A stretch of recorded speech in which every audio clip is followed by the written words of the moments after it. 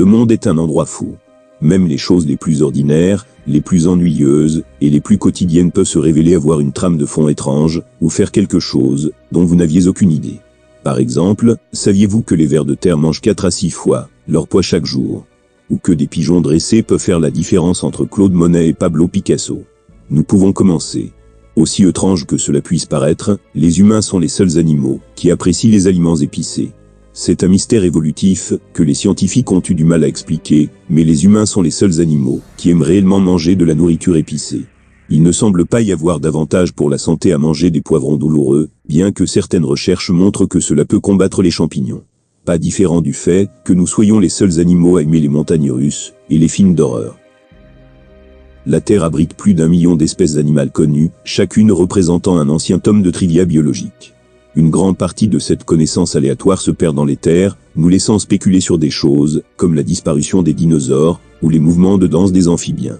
Mais nous en capturons encore énormément, ce qui nous fournit de nombreux faits intéressants, comme ce type de méduse immortelle, qui apparemment est capable de tromper la mort indéfiniment.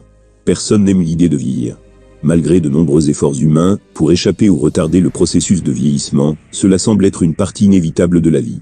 Mais pourquoi les êtres vivants se désagrègent-ils progressivement en vieillissant? En fait, il y a un mot pour cela.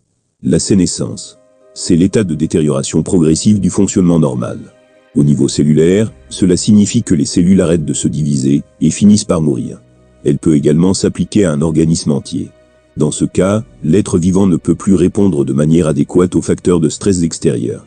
La sénescence peut s'appliquer aussi à des organes ou tissus spécifiques, comme les feuilles qui meurent et tombent des arbres en automne. Bien qu'il existe des moyens de ralentir ou d'accélérer la vitesse à laquelle la sénescence se produit, elle se produira toujours d'une manière ou d'une autre. Cependant, quelques espèces peuvent échapper complètement au processus de vieillissement. À ce jour, une seule espèce a été qualifiée d'immortelle biologiquement parlant. Il s'agit de la méduse Turritopsis dohrnii. Ces petits animaux transparents traînent dans les océans du monde entier et peuvent remonter le temps en revenant à une étape antérieure de leur cycle de vie. Turritopsis dohrnii a une astuce de fait. Quand il est confronté à une sorte de stress environnemental, comme la famine ou une blessure, il peut redevenir une petite goutte de tissu, qui se transforme ensuite en polype sexuellement immature. C'est un peu comme un papillon redevenant chenille, ou une grenouille redevenant tétard. Très ingénieux sans doute. Bien sûr, Turritopsis dohrnii n'est pas vraiment immortel, puisqu'ils peuvent être consommés par les prédateurs, ou tués par d'autres moyens. Cependant, leur capacité à basculer entre les étapes de la vie en réponse au stress signifie qu'en théorie, ils pourraient vivre éternellement.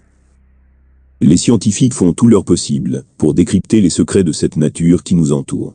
Une nature codée de mystères et d'énigmes sans réponse.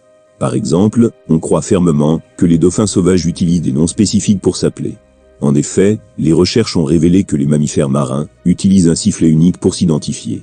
Une équipe de l'université de Saint-André en Écosse a découvert que lorsque les animaux entendent leur propre nom, ils répondent. L'étude est publiée dans l'Académie nationale des sciences. Le docteur Vincent Janik, de l'unité de recherche sur les mammifères marins de l'université, a déclaré que les dauphins vivent dans un environnement tridimensionnel, au large sans aucun repère, et donc ils doivent rester ensemble, en tant que groupe. On soupçonnait depuis longtemps que les dauphins utilisent des sifflets distinctifs de la même manière que les humains utilisent des noms. Des recherches antérieures ont révélé que ces cris étaient fréquemment utilisés, et que les dauphins des mêmes groupes pouvaient apprendre et copier les sons inhabituels. Mais c'est la première fois que la réponse des animaux à être adressés par leur nom est étudiée. Pour enquêter, les chercheurs ont enregistré un groupe de grands dauphins sauvages, capturant le son caractéristique de chaque animal. Ils ont ensuite joué ces sons en utilisant des haut-parleurs sous-marins. Les chercheurs ont découvert que les individus ne répondaient qu'à leur propre appel, en retentissant leur sifflet. L'équipe pense que les dauphins agissent comme des humains. Lorsqu'ils entendent leur nom, ils répondent. Le docteur Janik a déclaré que cette compétence avait probablement été créée pour aider les animaux à rester ensemble en groupe, dans leur vaste habitat sous-marin. Il a aussi déclaré que la plupart du temps, ils ne peuvent pas se voir, ils ne peuvent pas utiliser l'odeur sous l'eau, ce qui est un sens très important chez les mammifères pour la reconnaissance, et ils n'ont pas non plus tendance à rester au même endroit, alors ils n'ont pas de nid ou de terrier où ils retournent. Les chercheurs pensent que c'est la première fois que cela est observé chez un animal, bien que d'autres études aient suggéré que certaines espèces de perroquets pourraient utiliser des sons pour en étiqueter d'autres dans leur groupe. Le docteur Janik a déclaré que comprendre comment cette compétence a évolué en parallèle dans des groupes d'animaux très différents pourrait nous en dire plus sur le développement de la communication chez les humains. Eh bien, n'hésitez pas de nous faire savoir ce que vous en pensez dans les commentaires. Voici un autre fait qui va sûrement vous laisser sans mots. Le cerveau humain rétrécit à mesure que les gens vieillissent, contrairement à notre parent animal le plus proche, selon une nouvelle étude dans les actes de l'Académie nationale des sciences, qui met en évidence ce que les chercheurs appellent le caractère unique du vieillissement humain.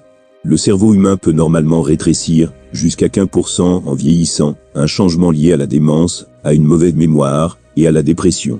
Jusqu'à présent, les chercheurs avaient supposé que cette perte graduelle du cerveau au cours des dernières années était universelle chez les primates. Mais dans la première comparaison directe entre les humains et les chimpanzés, une équipe de numérisation cérébrale dirigée par l'anthropologue Cheshire de l'université George Washington a découvert que les chimpanzés ne subissent pas une telle perte de cerveau. À partir de là, les chercheurs ont conclu que seuls les humains sont affectés par cette bizarrerie de la longévité.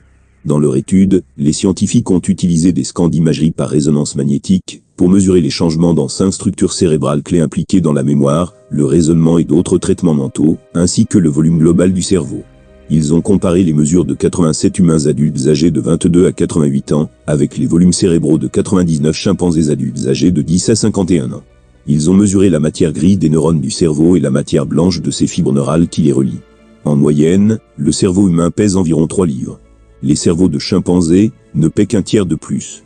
Peu importe où les chercheurs ont regardé, ils ont découvert que le cerveau humain avait perdu un volume important au fil du temps, contrairement aux chimpanzés. Nous n'avons trouvé aucun changement lié à l'âge chez les chimpanzés, a déclaré le Dr Chero. C'est bien effrayant, toute cette histoire. Jusqu'à récemment, l'étude des différences cérébrales entre les humains et les autres espèces était une recherche scientifique, avec peu d'impact en dehors du domaine de l'anthropologie.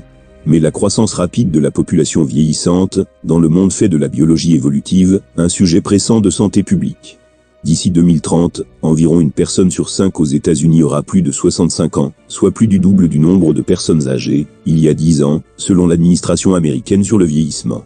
Au passage, vous ne le savez peut-être pas, mais en fait il existe 20 000 types d'abeilles différents dans le monde. Par ailleurs, un seul type fabrique du miel. Cette espèce d'abeille vit dans de grandes familles, ou colonies, et peut être trouvée partout dans le monde. Les abeilles ouvrières produisent du miel à partir du pollen et du nectar, qu'elles récoltent sur les plantes pendant la pollinisation. Ils stockent ensuite le miel dans des nids d'abeilles en cire à l'intérieur de leur nid. Les abeilles se blottissent ensemble, et mangent le miel pour se maintenir en vie pendant l'hiver, ce qui permet à leur colonie de survivre pendant de nombreuses années. Les abeilles produisent 2 à 3 fois plus de miel que ce dont elles ont besoin pour survivre à ces hivers, et peuvent partager leurs délicieuses friandises avec les humains. De plus, le miel est le seul aliment fabriqué par des insectes que les humains mangent. Les abeilles ouvrières vivent environ 6 semaines, et ne produiront que quelques gouttes de miel au cours de leur vie. Les abeilles produisent du miel pour leur propre alimentation, ce qui les différencie des autres insectes piqueurs. Par exemple, les frelons mangent des grillons, des sauterelles, des chenilles et d'autres insectes. Ils ne produisent pas de miel ces chers frelons, car ils ne voudront probablement pas le partager avec nous. Eh bien, on se retrouve pour le prochain épisode.